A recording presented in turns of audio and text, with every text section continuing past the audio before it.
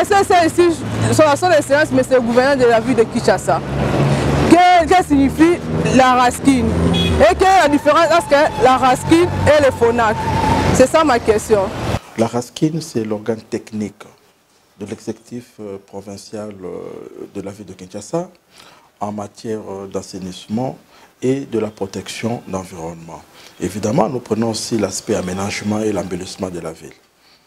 Tandis que FONAC n'est qu'une structure financière. FONAC est là pour mobiliser les fonds et prendre en charge des opérations d'assainissement et de protection de l'environnement. Ils sont là juste pour financer les opérations en mobilisant les fonds et puis ils sont là pour nous donner les moyens pour faire l'assainissement et protéger l'environnement. Aujourd'hui, nous avons un sérieux problème d'évacuation des immondices à Kinshasa. Alors, je voudrais savoir, est-ce que ça pose problème? Il y a un problème des engins ou de personnel? Il faut d'abord dire que nous avons hérité la raskin telle que nous l'avons trouvée. Certainement, nous avons trouvé certains mots aussi que nous devons travailler pour améliorer. Mais les difficultés se situent essentiellement sur 3 facteurs. C'est comme dans tous les pays où on fait l'assainissement, dans toutes les grandes villes, ils sont ces mêmes facteurs. Ces 3 facteurs, c'est vraiment essentiel. Le premier facteur, c'est ce que nous appelons le facteur humain. Dans le facteur humain, nous avons la formation des agents, nous avons aussi le traitement des agents et aussi le salaire, la manière dont on rémunère ces agents, car c'est un travail qui demande des techniciens bien formés. Cela est essentiel.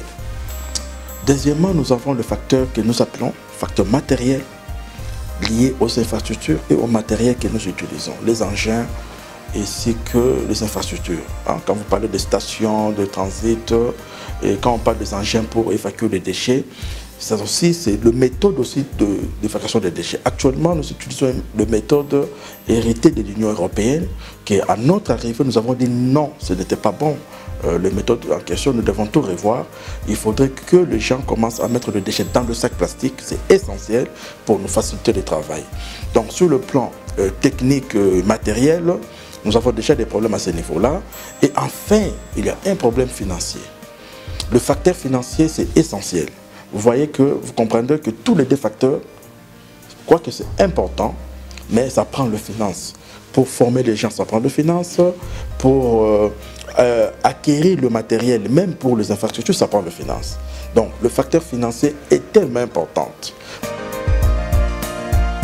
Nous avons combien de centres de transit ici, actuellement à Kinshasa? Et puis leur état actuel, ça se trouve? Il faut dire que la ville de Kinshasa, au niveau du traitement des déchets, ne sont pas encore très avancés. Il y a quand même quelques entreprises qui essaient de venir nous épauler. La raskin elle-même aussi, elle est capable de le faire. Comme je vous ai dit, les 3 facteurs, il y a les facteurs financiers qui font vraiment tellement défaut. Pour le moment, nous avons 14 stations que nous utilisons actuellement de transit au niveau de la ville, mais c'est insuffisant. Nous devons remettre certaines stations qui ont été détruites à l'époque parce qu'avec l'Union européenne, on n'utilisait que 9 communes, alors que nous en avons 24. Pour vous imaginer, les infrastructures étaient tellement insuffisantes au niveau de la ville, mais nous, au niveau de la raskin, nous avons déjà fait un plan. On a bien planifié comment résoudre les problèmes de l'assainissement de la ville.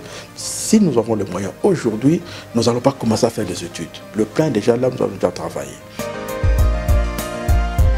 Les sites de Mpassa, où nous allons déposer toutes les immondices là-bas, est-ce qu'on a déjà désinfecté ces sites-là ou pas?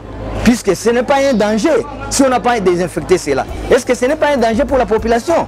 Toutes les précautions ont été prises, les casiers sont construits en respectant toutes les normes internationales. Mais le danger, si nous ne réhabilitons pas le Passa maintenant, si nous ne réhabilitons pas le pont qui est endommagé, là il y aura beaucoup de risques. Le risque, c'est que nous ne serons pas à mesure de bien entretenir la station de Passa. Et les populations environnantes auront de risques certainement avec le temps. On risque d'avoir des évacuations, de ruissellement de liquide dans la nappe phréatique et qu'on ne puisse pas être en mesure de bien faire le casier. Et cela risque d'avoir beaucoup de problèmes de santé. Et puis même pour les générations à venir, c'est très dangereux. Mais pour le moment, on n'en parle pas. Si nous pouvons prendre des choses à main maintenant pour réhabiliter la station, de pas ça, nous sauverons beaucoup de choses.